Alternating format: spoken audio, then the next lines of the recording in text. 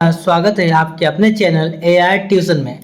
आज हम आपके सामने हिंदी के कुछ ऐसे प्रश्न लेके आए हैं जो किसी न किसी परीक्षा में आए हुए प्रश्न होंगे। तो सीधे हम लोग वीडियो पर चलते हैं, आपका समय बिल्कुल खराब नहीं करेंगे। पहला प्रश्न ध्यान से देखिए आप लोग, 1 मिनट रुकिएगा, बस 1 मिनट के लिए सब सेट कर दें। बस पहला प्रश्न आपका, या और बा किस प्रकार के व्यंजन है। हमसे पूछा गया इसमें कि आपको व्यंजन बताने, क्या बताने वो व्यंजन, ये किस परीक्षा में आ चुके हैं वो भी देख लीजिए। ये आपके यूपी पुलिस कांस्टेबल, 1 मिनट रुकिएगा, बस सेट सही हो जाए एक बार। हाँ, और टेट एग्जाम और एसएससी जीडी में ये प्रश्न आपका पूछा जा चुका है। ऑप्शन क्या है इसके, स्पाइस व्यंजन, ऑप्शन बी अंतःस्थ व्यंजन, ऑप्शन सी उष्ण व्यंजन, ऑप्शन डी संयुक्त व्यंजन। तो आप लोगों को पता है तो आप लोग वीडियो को रोककर आंसर कमेंट बॉक्स में कीजिए। बाद में आप चेक कीजिए कि आप कितनी तैयारी हुई है, कितनी नहीं, और कितने मार्क्स कम आए हैं, ये जरूर कमेंट बॉक्स में आप लोगों में बताइएगा। तो देखिए, सबसे या और बा किस प्रकार के व्यंजन है, ये किन किन परीक्षाओं में ये बता दिया, इसका राइट आंसर भी आपको बता दें। देखिए, सबसे पहले हम आपको कुछ पॉइंट बता दें कि देखिए, 1 मिनट, ये राइट आंसर आपका है अंतःस्थ व्यंजन। कौन सा है, अंतःस्थ व्यंजन, ऑप्शन बी। अब इसमें क्या क्या और चीजें देखिए, अगर आपको कहीं भी या पूछा जाए, रा पूछा जाए, ला पूछा जाए या बा पूछा जाए, तो ये सभी व्यंजन आपके कौन से व्यंजन कहलाएंगे, ये सभी व्यंजन आपके अंतःस्थ व्यंजन कहलाएंगे। इन्हीं में से दो चीजें ली गई हैं, या और बा। देखिए, या और बा, अगर इसके अलावा पेपर में रा और ला भी आ जाए फिर भी आप बताइएगा अंतःस्थ व्यंजन है। आगे देखिए, सेकंड प्रश्न, अच्छे से जानिएगा, हर एक चीज आपको बताएंगे। दूसरा प्रश्न आपका है, पवन शब्द का संधि विच्छेद क्या है। ये बार बार एग्जाम में रिपीट होता है क्वेश्चन, पवन शब्द का संधि विच्छेद। ये किन एग्जाम में पूछा, यह सी टेट एग्जाम में आया हुआ है, यूपी टेट एग्जाम में, और बीएड के इंट्रेंस एग्जाम में, जो लोग बीएड की तैयारी करते हैं उनके इंट्रेंस एग्जाम में पूछा जाता है। इसका संधि विच्छेद करना है, तो पहले इसको संधि विच्छेद बाद में करते हैं। कुछ चीजें बता दी आपको पवन के लिए। जब कभी भी आपको ओ और प्लस छोटा मिल जाए तो आप हमेशा उसको आप बनाइए, या तो आप खाली वाह बनाइए। देखिए, ये चीज आपको कहाँ देखनी, ये चीज आपको देखनी है अंत में, और ये देखनी है आपको पहले। अब देखिए कैसे बनेगा, ध्यान से देखिएगा बिल्कुल सही से। पहले आपको उसे औरत या उसे मात्रा, इसमें उसे ओखली की मात्रा, ये तो हो नहीं सकता है, इसमें उसे ओखली नहीं है, इसमें बड़ा नहीं, तो राइट आंसर ये बचा हुआ है। कुछ और कीजिएगा नहीं, सीधे आंसर आपको दिख गया। पो प्लस आन, यानी कि पो में जो ओ आ गया और ना है जो ना छोटा आ गया, तो दोनों मिलकर बा हो गया। देखिए क्या क्या हमने, 1 मिनट देखिए, हमने इस पा का पा ले लिया यहाँ पर, और जो ओ और छोटा मिलकर बा बन गया तो बा लिख लिया, और लास्ट के इसका ना ऐसे लिख लिया, तो पवन। क्लियर हो गया आपको। अब अगर पूछा जाए कि ये संधि विच्छेद कौन सी है, अगर पूछे संधि विच्छेद का नाम भी बता दीजिए, तो आप लोग बिना रुके सीधे संधि विच्छेद बताइएगा। 1 मिनट बस। देखिए, ये आपकी संधि है अयादि संधि। कौन सी है, अयादि संधि। बोर नहीं कर रहे हैं, बस आपको हर एक पॉइंट समझा रहे हैं, जिससे वीडियो बोरिंग शायद आपको लग सकती है, पर आपके एग्जाम के लिए इंपॉर्टेंट है। हर एक चीज कवर करा रहे हैं और अच्छे से। तीसरा प्रश्न आपका है कि चिरायु शब्द में प्रयुक्त उपसर्ग कौन सा। इनने हमसे उपसर्ग पूछा है, अब बता दें आपको। जैसे कोई भी शब्द लिखा, जैसे लिखा हमने यहाँ पे, मान लेते हैं अनुज, तो इसका पहला शब्द क्या हो गया, अनु। जो पहला शब्द होता है उससे एक नया शब्द बनाया जाए उसे बोलते हैं उपसर्ग। अगर ये चीज लास्ट में पूछी जाए तो आपका प्रत्यय होगा, शुरुआत में पूछी जाती है तो उपसर्ग। तो देखिए, आयु, ये तो लास्ट का शब्द, ये तो हो नहीं सकता है। अब देखिए, इन्हें बोला चिरा प्लस यू, देखिए यू खाली कोई शब्द होगा नहीं, तो ये भी नहीं हो सकता है। लास्ट में ची, फिर रायु, रायु क्या होता है, कुछ होता ही नहीं है, तो ये भी नहीं। ये चेर प्लस आयु, देखिए इसे हम तोड़ना चाहें क्या तोड़ सकते हैं, चिर प्लस आयु। आयु का मतलब उम्र होता है, चिर का मतलब भी महान कुछ और चीजें होती हैं। तो इसका राइट आंसर आपका मिल गया, देखिए ए मिल गया। तीसरे का राइट आंसर आपको बताइए, कोई डाउट है? नहीं, उपसर्ग पहचान लिया अच्छी तरीके से। आगे देखिए, चौथा प्रश्न आपका, सुंदर शब्द का भावात्मक शब्द संज्ञा क्या है? पूछा सुंदर शब्द, उसमें भाववाचक संज्ञा कौन सी है? तो ऑप्शन ए सुंदरता, ऑप्शन बी सुंदर, ऑप्शन सी ए और बी दोनों, ऑप्शन डी सौंदर्यता। तो राइट आंसर आप वीडियो रोककर तुरंत दीजिएगा। ठीक है, आपने बता दिया है। तो देखिए इसका राइट आंसर आपका ए है। सुंदरता और सौंदर्य दोनों का संबंध सुंदर से ही। ये आपकी कौन सी है? सुंदरता भी आपका भाववाचक संज्ञा है और सौंदर्य भी आपका भाववाचक संज्ञा में आता है। सुंदर के हैं, सुंदर के दो आपको बता दिए। आगे चलते हैं हम लोग। पांचवा प्रश्न आपका, रसों का राजा किस रस को कहा जाता है? ये आपके पेपर टीजीटी, पीजीटी, हिंदी और यूपी ट्रिपल एससी एग्जाम में पूछा गया है। ये एग्जाम कहाँ पूछा गया है? रसों का राजा किस रस को माना जाता है? टीजीटी, पीजीटी, हिंदी और यूपी ट्रिपल एससी एग्जाम में पूछा गया है। ऑप्शन ए श्रृंगार रस, ऑप्शन बी वीर रस, ऑप्शन सी हास रस, ऑप्शन डी करुण रस। तो ध्यान दीजिएगा आप लोग पहले ही, इसका आंसर हम आपको पहले बता देते हैं। इसका आंसर आपका है श्रृंगार रस। अब इसके अलावा पेपर में पूछा जाए कि श्रृंगार रस तो है पर इसका दूसरा नाम क्या है? रसों का राजा का नाम श्रृंगार रस है, कोई पेपर में दूसरा नाम आ जाए तो आप लोग बोल सकते हैं रसराज। रसराज समझ में आ गया? श्रृंगार रस का दूसरा नाम क्या? रसराज। और इसे और किस नाम से जाना जाता है? रसों का राजा। आगे देखिए, छठा प्रश्न आपका, आंख का तारा मुहावरे का सही अर्थ बताना है। पूछा कि आंख का तारा, इसका मुहावरा क्या है और अर्थ बता दीजिए। ये आपका रेलवे ग्रुप डी एग्जाम में आया था, आरआरबी एएलपी एग्जाम में पूछा गया था। ऑप्शन ए बहुत प्रिय होना, ऑप्शन बी शत्रु होना, ऑप्शन सी घमंड करना, ऑप्शन डी बहुत बुद्धिमान होना। देखिए आंख का तारा मतलब होता है बहुत प्यारा। तो इसका राइट आंसर तो आपने खुद बता दिया होगा वीडियो रोककर पहले ही, बहुत प्रिय होना। कमेंट जरूर करना है आपके कितने सही है कितने नहीं। अब किसी एक टॉपिक पर आप वीडियो चाहते हैं, मुहावरे या समाज या तद्भव तत्सम, तो कमेंट कीजिएगा, हम उस टॉपिक पर सिर्फ वीडियो बना देंगे आपके लिए। छठा प्रश्न, वो सातवां प्रश्न, रामचरितमानस किस भाषा में लिखी गई है? जो रामचरितमानस है वो किस भाषा में लिखी गई है? Option A Awadhi, option B Braj, option C Khari Boli, option D Bhojpuri. तो देखिए वीडियो को रोककर आप आंसर दीजिए। आपने आंसर कमेंट बॉक्स में बता दिया होगा, जब चेक करते हैं। आपकी जो रामचरितमानस है वो बुक लिखी है अवधी भाषा में। किस में लिखी गई है? अवधी भाषा में। अगर पेपर में पूछ लिया जाए कि बताइए इसके लेखक कौन है, तो याद रखिएगा रामचरितमानस है उसे अवधी भाषा में तो लिखा गया है, तो इसके लेखक कौन है? गोस्वामी तुलसीदास जी। कौन है? गोस्वामी तुलसीदास जी।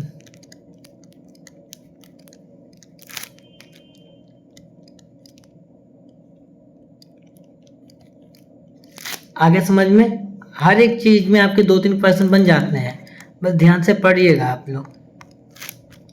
आठवां प्रश्न आपका है, हिंदी वर्णमाला में कुल कितने वर्ण होते हैं? इन्होंने हमसे पूछ लिया कि जो आपका हिंदी वर्णमाला है इसमें कितने वर्ण हैं। जी किस एग्जाम में है? आपके यूपी पुलिस और लेखपाल एग्जाम में जरूर पूछा जाता है, यूपी पुलिस और लेखपाल में, कि यूपी पुलिस और लेखपाल दोनों में हिंदी सब्जेक्ट है। Option A 44, option B 48, option C 52, option D 56। तो देखिए पहले तो इसका राइट आंसर आपको बता दें, इसका राइट आंसर आपका है ऑप्शन नंबर सी 52। अब इसमें भी कुछ चीज़ें हैं वो जान लीजिए आप लोग ध्यान से, देखिए ध्यान से, इसे पॉइंट में बताते हैं। पहले आपके 52 में भी 11 आपके स्वर होते हैं। पेपर में पूछा है कि आपके स्वर कितनी होती हैं, तो स्वर की संख्या 11 है। अगर दूसरा पूछ लिया जाए पेपर में कि व्यंजन कितने, तो आप लोग देखिए इसमें आपके 33 व्यंजन है। कितने व्यंजन है आपके इसमें? 33 व्यंजन है। 52 वर्णमाला है पर इसमें 52 वर्ण में आपके 11 स्वर होते हैं, 33 व्यंजन होते हैं। और देखिए यहीं पे मत रुकिए, और देखिए 4 आपके होते हैं संयुक्त व्यंजन। 4 आपके क्या होते हैं? संयुक्त व्यंजन। हर एक चीज लिखेंगे, आप स्क्रीनशॉट ले लीजिएगा या पेन कॉपी लेके बैठे हो तो लिख लीजिएगा। संयुक्त व्यंजन क्या सोचा बस इतना ही है? अभी और भी है, इधर लाइन खींचते रहे। और देखिए 11 स्वर हो गए, 33 व्यंजन हो गए, 4 संयुक्त व्यंजन हो गए। और देखिए 2 आपके होते हैं द्विगुण व्यंजन। 2 आपके क्या होते हैं? द्विगुण व्यंजन।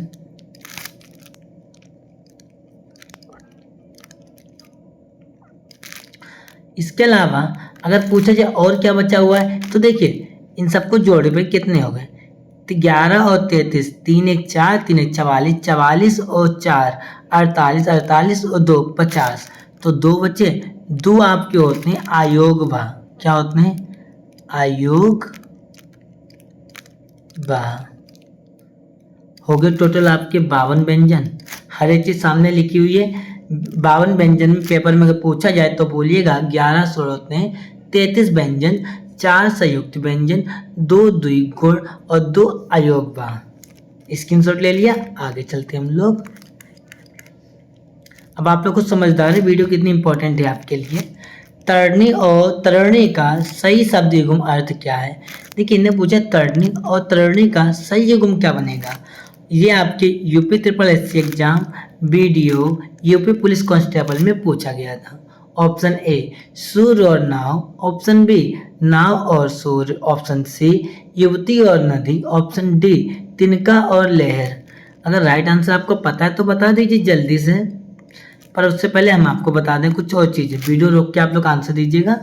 देखिए इसमें जो लिखा है तरनी, इसका मतलब होता है सूर्य। इसका मतलब क्या होता है आपका? सूर्य। क्या मतलब होता है जल्दी बताइए ना मेगा।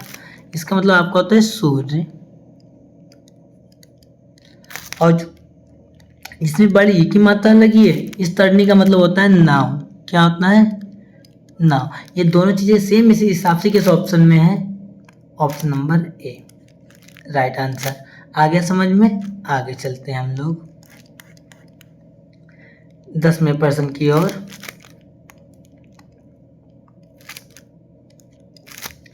शुद्ध वर्तनी वाले शब्द का चयन करें, मतलब जिसमें सही स्पेलिंग है उसका चयन आपको बताना है। ये आपके पेपर में एसएससी जीडी में, यूपी पुलिस में, आरओ और एआरओ में पूछा जा चुका है। ऑप्शन ए उज्ज्वल, ऑप्शन बी उज्ज्वल, ऑप्शन सी उज्ज्वल, ऑप्शन डी उज्ज्वल। तो देखिए अब इसका राइट आंसर आप कमेंट बॉक्स में बताइएगा, ज़्यादा अच्छा रहेगा। ये आपके लिए हम होमवर्क देते हैं, इसका आंसर आप लोग हमें कमेंट बॉक्स में बताइए। और अभी तक आप लोगों ने वीडियो को लाइक नहीं किया, ये तो गलत चीज़ है ना। आपकी इतनी अच्छी वीडियो लेके आए, हर एक चीज़ समझा रहे हैं, जो आपके पेपर में आए हुए क्वेश्चन करा रहे हैं। कुछ ऐसा नहीं कि उठा के लेके आप करा दिए, आपको एग्जाम में आए हुए प्रश्न करा रहे हैं जिनकी संभावना इस बार एग्जाम में आने की ज़्यादा है। तो आपका भी तो काम बनता है ना, वीडियो को लाइक करना है और वीडियो शेयर करना है। आगे चलते हैं। इसका आंसर अगर आप लोग बताते हैं तो अगली वीडियो में हम इसका कमेंट में आंसर आपका मेंशन कर देंगे।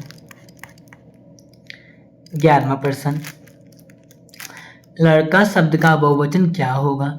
जी लड़का शब्द का बहुवचन पूछा गया। क्या पूछा गया? बहुवचन। ये आपके सीटेट एग्जाम में, REET रीट एग्जाम में, यूपी पुलिस एग्जाम में पूछा गया था। देखिए हर एक चीज पुलिस एग्जाम में जरूर आ रही है। ऑप्शन ए लड़कों, ऑप्शन बी लड़के, ऑप्शन सी लड़कियों, ऑप्शन डी लड़कों। अब देखिए एक चीज ध्यान रखिएगा, इन दोनों में खाली एक बिंदी का फर्क है, पर इसी से ही शुद्ध वर्तनी भी तो होती है। तो देखिए राइट आंसर आपको बता दें, 11वें का राइट आंसर आपका बी है। तो इसे जूम ऊपर कर देते हैं। अब देखिए जो लड़का है वो एक वचन है, इसका बहुवचन है एक से ज़्यादा, तो वो लड़के तो होगा, लड़कियाँ तो हो ही नहीं सकते लड़कों का। ये लड़कों तो पहले से है, तो राइट आंसर आपका लड़के। अगले चलते हैं क्वेश्चन की ओर। 12वां प्रश्न आपके लिए, निम्नलिखित में से कौन सा शब्द तद्भव है? आपको तद्भव बताना है।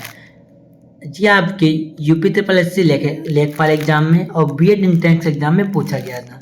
तो ऑप्शन क्या है? ऑप्शन ए अग्नि, ऑप्शन बी दुगध, ऑप्शन सी हाथ, ऑप्शन डी सूर्य। अब देखिए सबसे पहले आपको बता दें, इन्होंने हमसे क्या पूछा इस सवाल में? इन्होंने हमसे पूछा तद्भव। तो तद्भव का मतलब है हिंदी अर्थ। क्या मतलब हिंदी अर्थ। तो देखिए इसका राइट आंसर आपका है सी, हिंदी में सी। इसका अगर तत्सम पूछ लिया जाता है तो आप लोग बताइएगा हस्त। तद्भव का मतलब होता है हिंदी में, और जो तत्सम होता है इसका मतलब होता है संस्कृत।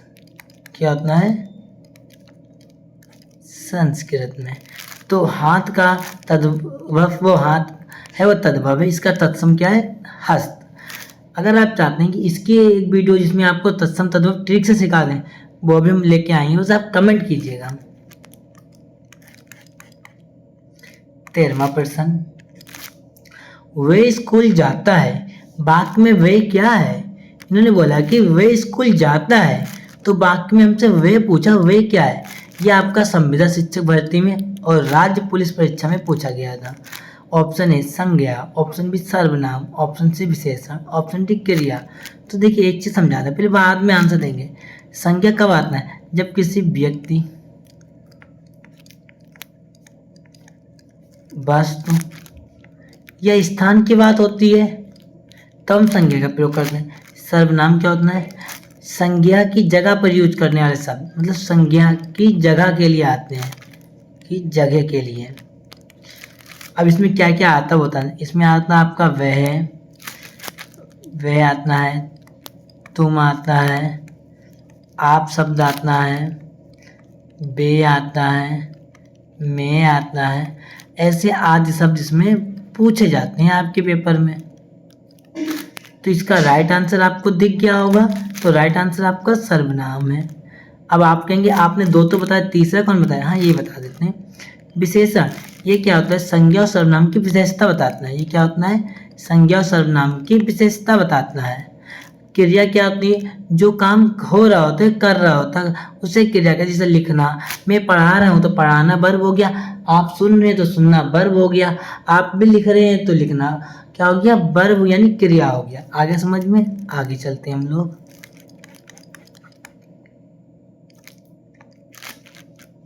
चौदहवां प्रश्न, कृतज्ञ का विलोम शब्द क्या है?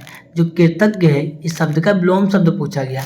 यह आपके SSC MTS, UP police, RRB group D में भी ये क्वेश्चन पूछे गए हैं। ऑप्शन ए कृतार्थ, ऑप्शन बी कृतघ्न, ऑप्शन सी अकृतज्ञ, ऑप्शन डी अन्यायी। तो देखिए इसका राइट आंसर तो आपको पहले दिख गया होगा कि 14वें का राइट आंसर आपका कृतघ्न है। ठीक है, बाकी कुछ इसमें समझाने को नहीं है, विलोम शब्द है सिर्फ। 15वां प्रश्न आपका लास्ट है ये, मुख का विलोम शब्द क्या होता है? यह आपका मुख का विलोम शब्द पूछा गया है। यह आपके यूपी त्रिपुरा से पेट एग्जाम में एसएससी स्टेनोग्राफर में पूछा गया था। अब पहले आपको तो मुख मतलब क्या होता है? मुख मतलब होता है कि कम बोलने वाला। इसका मतलब कम बोलने वाला, कम बोलने वाला। ठीक है, अब इसके देखिए उदाहरण क्या? ऑप्शन हास्य, ऑप्शन बी साफ, ऑप्शन सी बाचल, ऑप्शन डी गौर। अरे सबसे मतलब ही नहीं, हमें तो इससे मतलब है, क्योंकि ये मेरा राइट आंसर है, वाचल्य। अब देखिए मुख मतलब कम बोलने वाला, तो वाचल्य मतलब क्या होगा? आपने खुद देख लिया होगा, अधिक बोलने वाला, अधिक बोलने वाला। अब आप लोग बताइए आपको वीडियो कैसी लगी है? कोई क्वेरी या आपको कोई क्वेश्चन में डाउट है, आप कमेंट कीजिएगा, हम आपको डाउट क्लियर कर देंगे। हम इसी प्रकार की वीडियो आपके लिए लेके आते रहेंगे। आज के लिए बस इतना ही है कि आप वीडियो को लाइक करें, अपने 5 दोस्तों का वीडियो शेयर करें। वीडियो कैसे लगी कमेंट में ज़रूर बताइएगा। अगर मेरे चैनल पर नए आए AI ट्यूशन को तो इसे सब्सक्राइब करना ना भूलिएगा। आज के लिए इतना ही। जय हिंद।